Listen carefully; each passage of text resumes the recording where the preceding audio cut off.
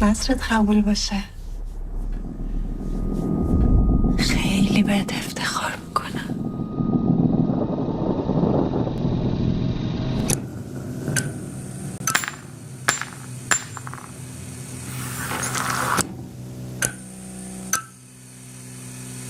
خب الانم که قاضی تحقیقات شده این خطرها هست دیگه.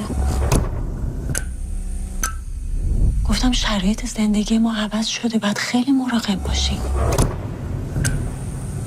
اینو بهم دادن برای حفاظت شخصی. برای چی؟ حفاظت از خودمون.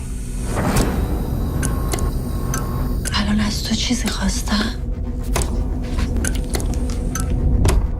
ناحقه. تو نت در اومده مشخصات باباست، آدرس خونه هم گذاشتم.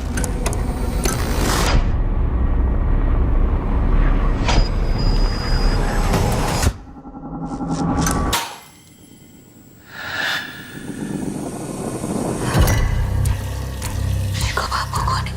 میدونم هیچی. همش خاموشش کنم.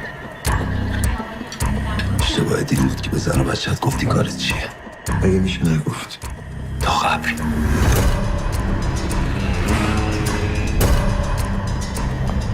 رزوان کجایی؟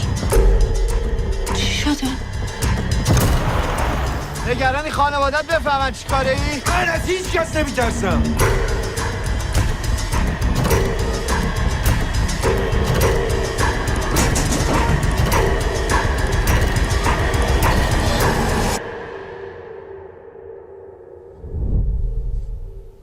چه مصیبتی بود افتاد تو زندگی من.